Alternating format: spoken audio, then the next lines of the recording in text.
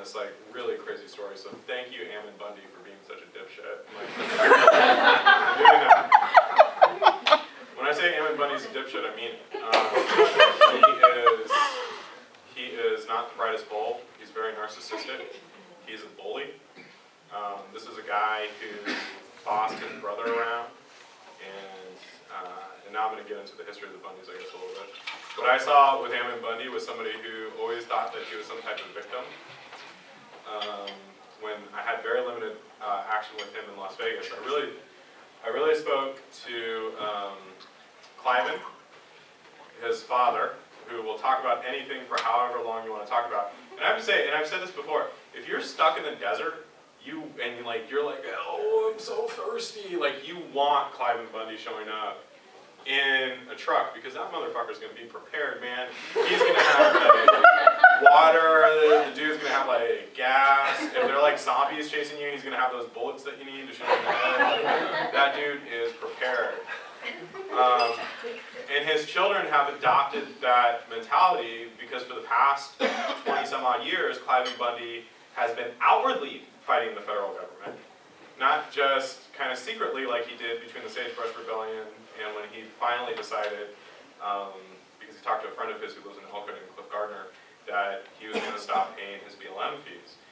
And for him it was a matter of principle, but it was also a matter of religion, and I think that that's one of the aspects that has not been covered as much, is how the Bundys, like, religion and politics are the same for them. And in fairness, religion and politics were the same for like Jesus and Muhammad and all them. But we have gotten to a point to like recognize that there's a little bit of difference. For the Bundys, it's one and the same, and it's based on their Mormon faith. And this is not a Mormon faith, and I want to make something very clear. I do not like a lot of the bashing I saw of Mormons on social media. That was one of the things I saw. I grew up near an LDS church, played basketball with LDS members. LDS members made my school better. LDS members made my community better because they invested in it. So that really bothered me, seeing some of that. But in general, they do have very similar views to what the Bundys do about that the Constitution is a divine document, that George Washington, well, I don't want to misstate something, but the bottom line is that this was kind of a religious calling for them. And they had learned, and this is kind of like the final thing about the actions of it, they had learned that when they pointed guns, nothing bad happened, right? So Bundy doesn't pay his grazing permits for 20 years, gets up somewhere around $800,000 to $1 million. Government finally, after court order, finally decides they're going to enforce it, come to confiscate the cattle. And all of a sudden there's a bunch of guns, and like you got Jerry DeLumas coming in from New Hampshire, and I mean you just got like a rigmarole of people that nobody wants in any other state, now coming down to Bunkerville, and pointing guns, and nothing happened. And so for Ammon Bundy, he saw this as his cause, and if you note, one of the things if you go back and look, Ammon Bundy really took up for his family after things fell apart, because there were a couple things that happened. When Cliven Bundy first came out and did this, he had all kinds of support. Dean Heller, the senator from Nevada, was for it. Cliven Bundy was on Sean Hannity like every other day. And he was on his own land. Yeah, and that's a really good point. He was on his own land.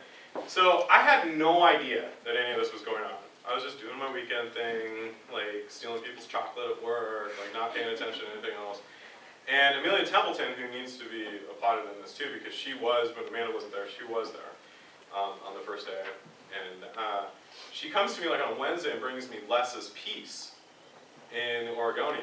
And she's like, do you think this is going to be a big deal? And I'm like, and I didn't even know the fucking Bundys were coming to town, man. I didn't know. I was focusing on a story that's actually going to come out tomorrow. Make sure you listen to OPB tomorrow between 6 and 9 about the Attorney General. So like, I was really focused on this totally other story, and I look at it and I'm like, holy shit. I was like, Ryan Bundy and Ammon Bundy are coming to town. And then I went to our editor and I was like, this is going to be a big fucking deal. Like, these guys don't know when to stop. They're not coming and going to do a peaceful parade and then go away. Like, there is no way that they're going to do that. And they didn't, and that was that. Why do you think they came to Oregon? Why us and not? Well, they had tried, I mean, one of the things that we forget is that this group had looked, so as soon as I saw it was the Bundys, I started looking, and I called Cliven, and who I had gotten to know through my role in Las Vegas, And one of the things we should know is that Cliven, Ammon, to a certain extent Ryan, Mel, the Bundy boys are big whiners. Like they just fucking whine about everything, man. Like everything's wrong with their lives, and like somebody's just like infringing on their rights all the time. And their wives and the women in their life are the fucking spines of steel. And like they are the ones who make things happen. So I actually talked to Carol Bundy, and I can't remember if that conversation was off the record or not, so I'm not going to say. But I talked to Carol Bundy, and then I talked to Cliven. I quoted Cliven for the piece in which he said, well, I don't know really what they're doing down there anyway. Something to that state. Then 2 minutes later comes like all the guys see this, and all of a sudden Santilli's asking him about it. I never talked to him, Then I call Cliven, like, why are you saying that? He's like, well, I didn't realize it was you, So, and it was a lot like that. The Bundys would tell you one thing 1 second, and then they would turn around. Ryan told me one night, so the other thing is the Bundys try to bully the media. And I don't mean that, like, do this, like, or die. I mean, it's like they try to talk you to death, to the point where you just give in. You know, like you lay into the fetal position, and you're like, don't hit me with the Constitution anymore. And like, I don't go for that shit. Like, I've already been through that with them. So like, I remember Ryan trying to do that on the phone once. I was like, Ryan, shut up. And I told him that. And I was like, what's the fucking deal? Like, what's going on? Well, I guess if the community wants us to leave, we'll go. I report that. Next he was like, why'd you report that? So, I mean, to get to it, I mean, the Bundys really look at using the media, and they need the media to get it because, to answer your question, the reason they saw it in Oregon, they tried to come to Oregon, in southern Oregon, in May, in Josephine County, for a mine, and it didn't quite work out for them. So they're kind of just, they looked at a place in Utah, they looked at a place in Arizona. They came here because they thought it was part of their destiny, because it's part of the old Mormon homeland of Deseret. And you think they were emboldened from their... They thought it was divine purpose. And Did that's they straight. ever confirm that? Yeah, that was straight from Cliven, actually. I wasn't smart enough to figure that out. I don't memorize the maps of Deseret. And because nothing happened to them after what happened in Vegas, you think that they felt emboldened to come here? No fucking doubt. Like, they thought for sure that, you know, they would just be able to kind of like waltz in. They really thought that the community was much more behind them, I think, than Ms. White would probably be able to answer that better. But yeah, man, I mean, the way they talked, I thought there were like hordes of people just ready to, you know, take up pitchforks and tattoo constitutions on people's backs. But How do you think, John, that they saw this ending? I mean, do you think they had an end game in mind? I don't think they did, no. I think that, I think Ammon did. I think Ammon and Ryan genuinely believed, based on the conversations I had with them, Cliven, Carol, and Kim, I think that they really thought that people would turn out. And we need to remember something. Bunkerville, a shit ton of people turned out at various times. And we need to remember that these people, so one of the things that was going around was like, and I just want to make a little, you know, side note. One of the things is like, oh, well, you know, our people aren't following people in the grocery stores, and that's just stuff that people are making up. Bullshit. The people that came to Bunkerville, 2 of those motherfuckers killed a police officer when they were there. We forget about that. We forget about the people who were trailed in town, or Sheriff Doug Gillespie, who was trailed in town in Las Vegas. This is the sheriff of Clark County, Nevada, you know, getting death threats.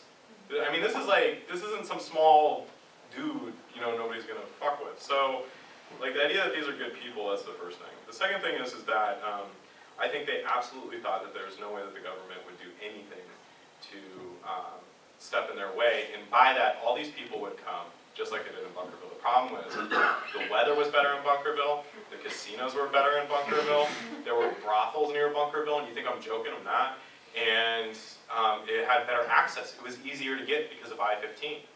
You could, if you wanted to fly like Jerry DeLumis, you could fly into McCarran and take I-15 out. If you wanted to get the fucking Burns, you gotta either go to Boise, maybe you can make a trip to Ontario and then make the 2 hours, but by that time you gotta pick up Costco shit for her friends, so like...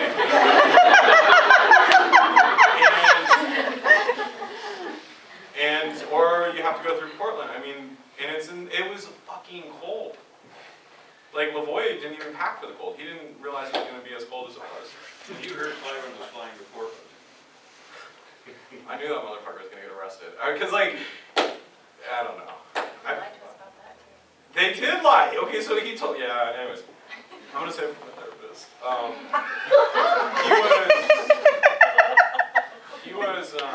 We knew he was gonna go. We were the only ones who reported it. We kind of went out on a limb reporting it, but we confirmed it. Amanda was the one who I think first got the tip, and I knew he was gonna get arrested. He doesn't fly. He's on the want list. I think he flew for the birth of for one of his grandchildren in Canada. And that was it. And that was right after Bunkerville.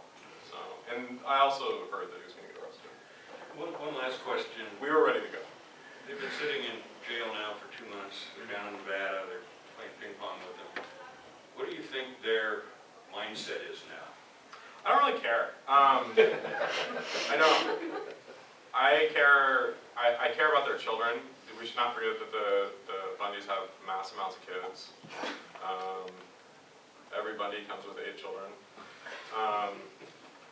I care much more about what this has done to the state and what it represents, not just to the country, but to the American West. And I'm very concerned about it. I'm very concerned about what I see.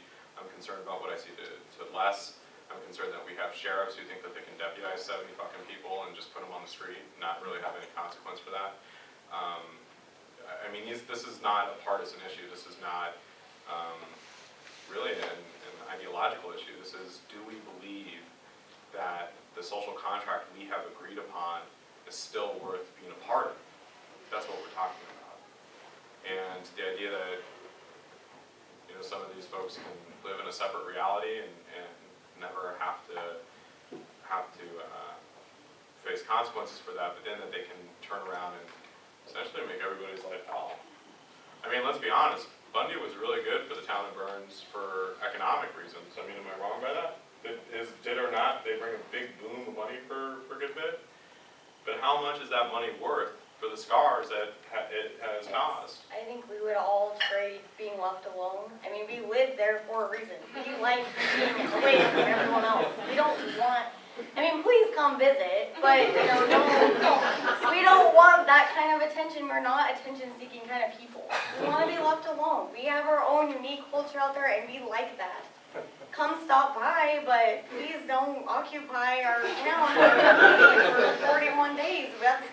It's totally out of our comfort zone, beyond anything we can even deal with. I mean, it's an affront to who we are as people. It really is. I mean, it's deeply, deeply disturbing. So they're fucked up, them, and they're gonna have to deal with it. And then turn around and look at a guy like David Fry, who's socially unstable, lives on the internet, lives in the shadow of big Marine shoulders in his family, and he got swept up in this nonsense. And look at what it's done to his family. And then look at all the people who look at this and think this is cool. Look at all the people who are threatening Les, like there's no like impunity. Man, fuck that shit. I mean, I'm a reporter, but I'm not dumb. And I'm also not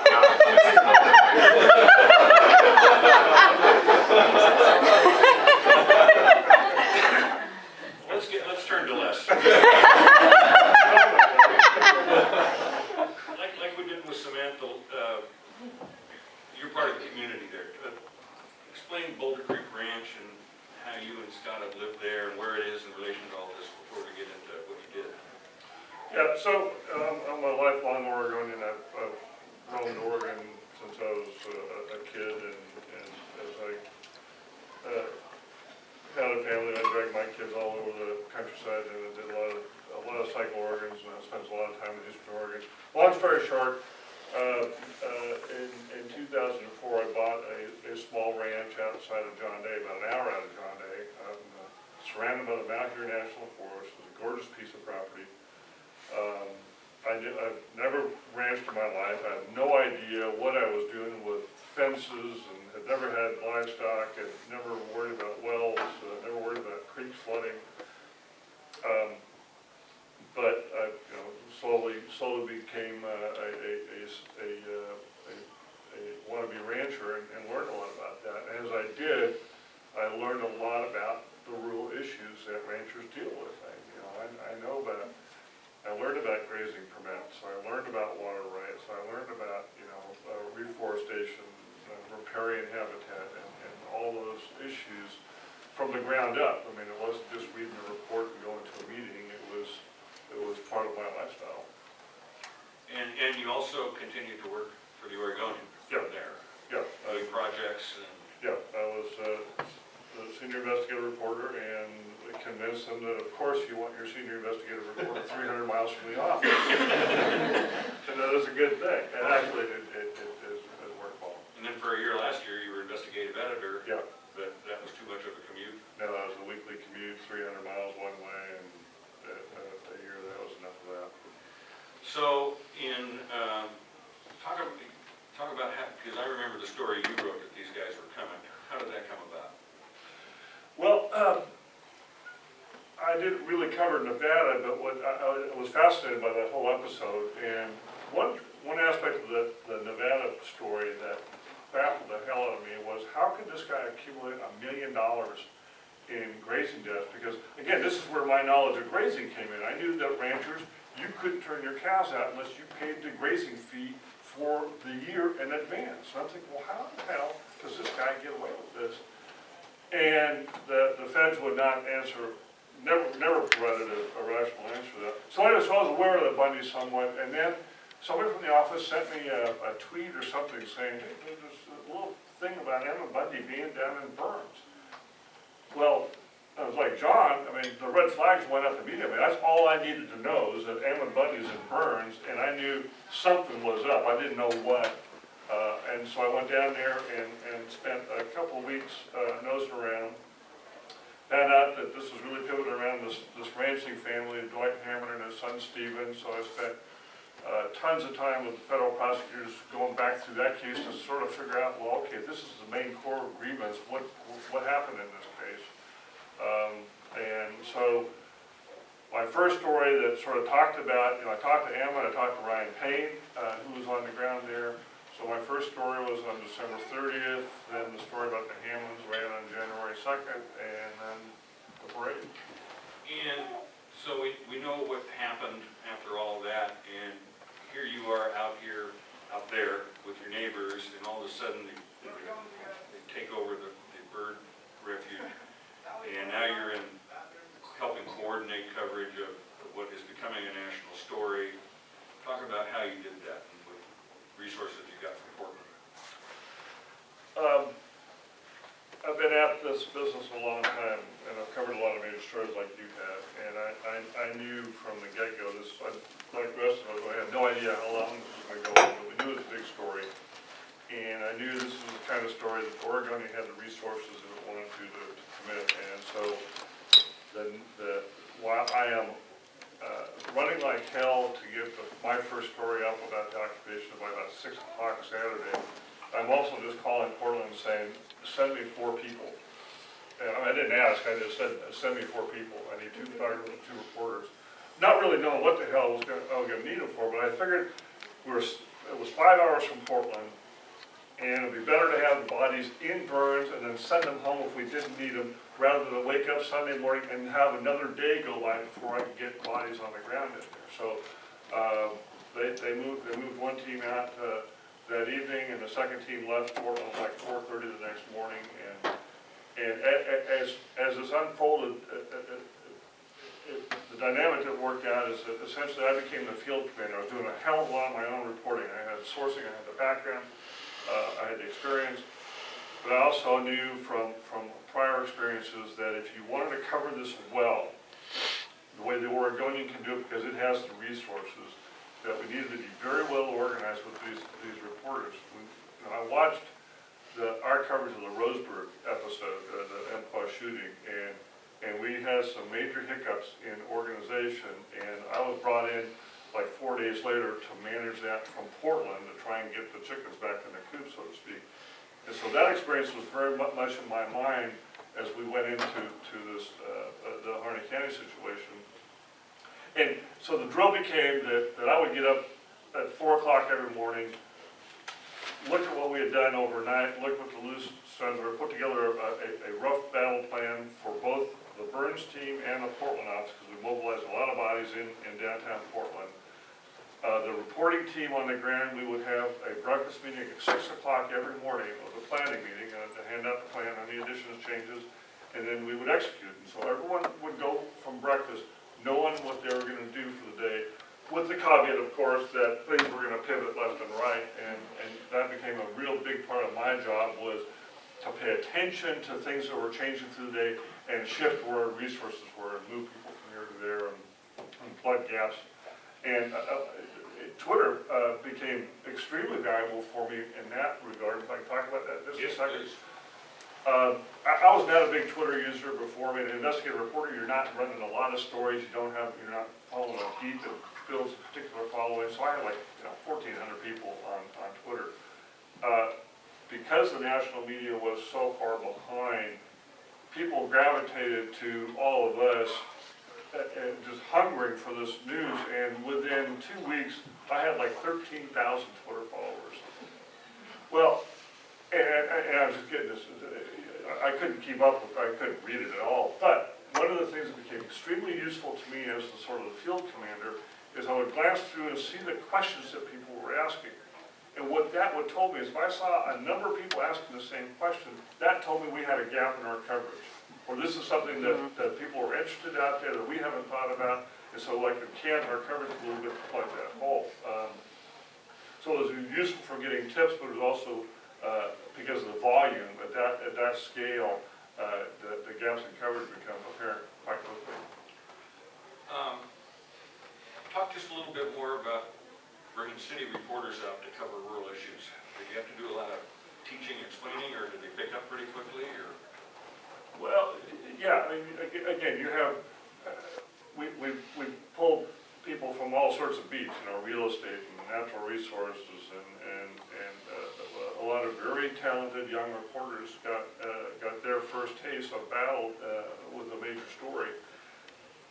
And the value of those 6 o'clock meetings that we would also meet every evening to debrief was that, yeah, I could, if Ammon was going on and on about federal land rights, and I could help people quickly understand what is the BLM, and what's the Forest Service, and what is the grazing permit, and who owns it, and what's a privilege and what's a right. And so, I kind of became an in-house resource for them.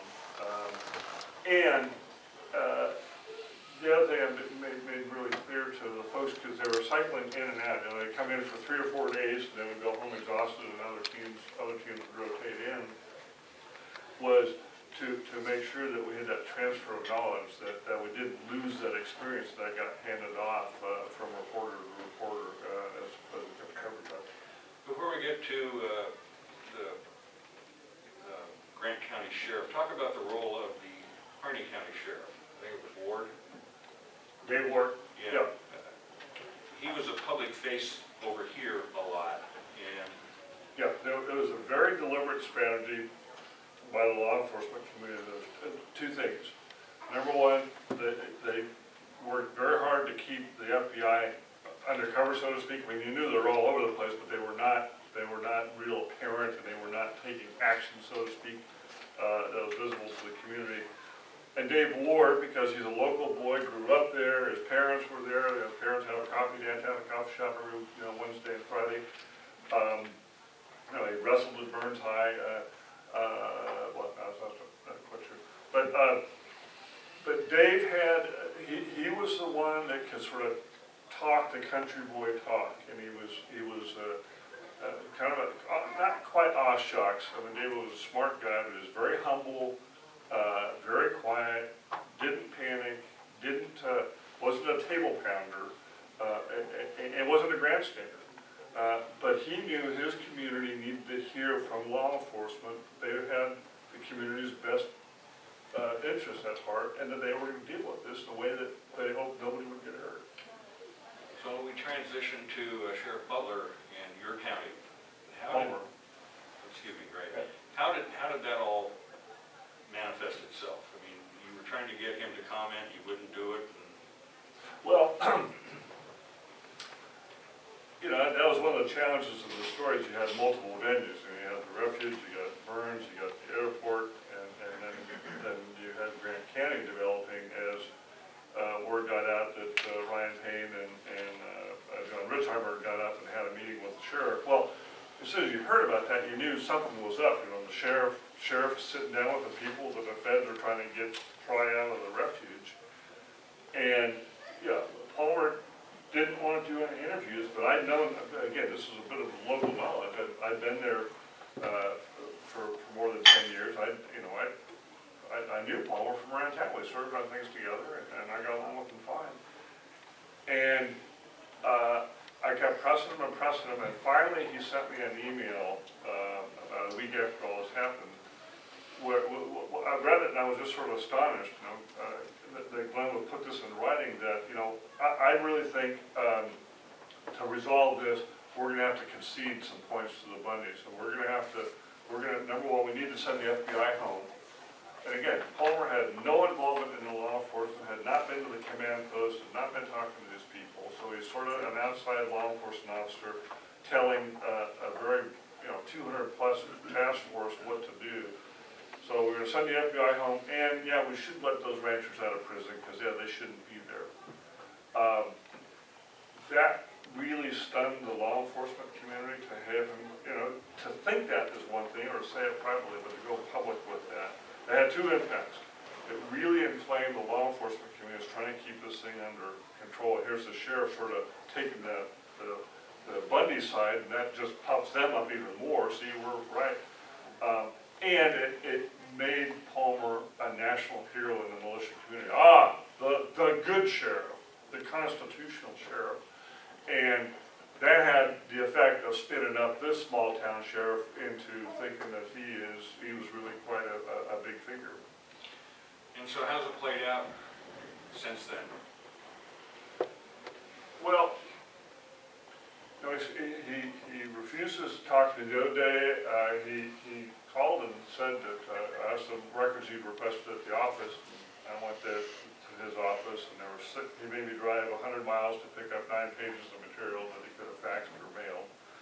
He wasn't there, and his civil deputy was there, and I started questioning her. And of course, I know there are cameras in there, so I'm being very restrained and watching myself and trying not to blow up. Then the undersheriff comes in, and I knew the undersheriff. He went to the academy with my son, who's a Clackamas County Sheriff's Sergeant. So I knew Zach. I said, Zach, what's the deal now? What's going on?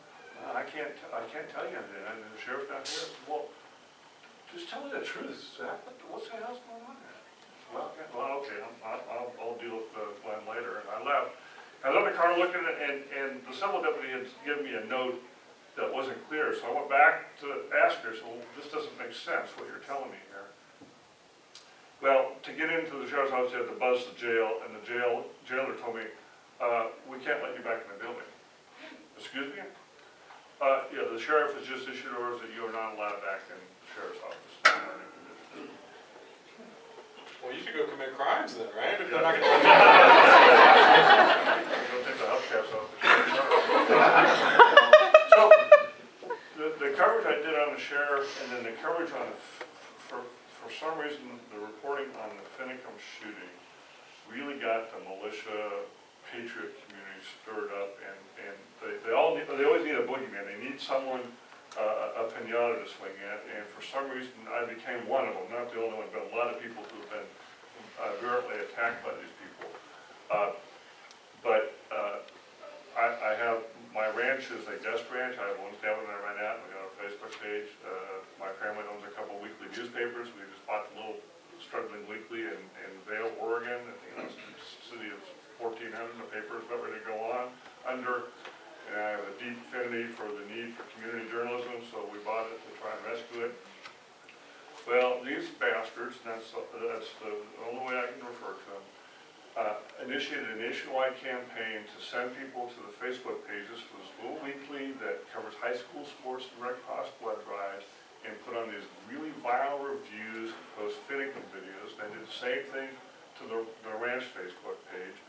They did YouTube videos that went after my wife viciously and made great fun of her in mocking tones and ways that frankly enraged me. You can imagine.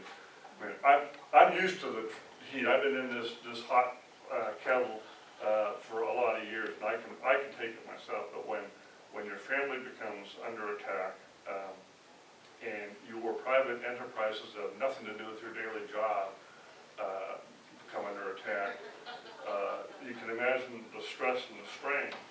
And it took a significant toll on my wife, who is a wonderful woman and very smart and a very good journalist in her own right.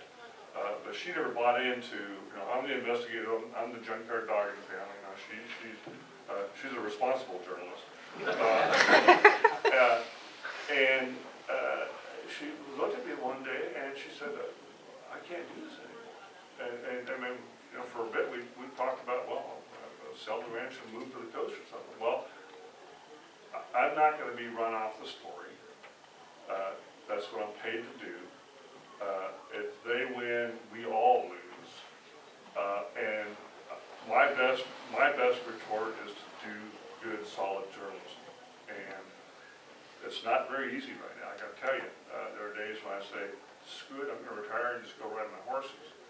But then I see these folks online, I see what they're doing to me and to other people.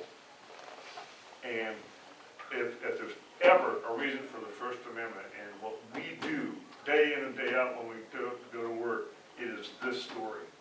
We are not going to let these vile people bully us and our citizens away from the good life that we can all live. And well, I'm going to get up my soapbox, but I'm really passionate about our role as journalists to stop this nonsense. Let me ask you two questions before we turn it over to the audience.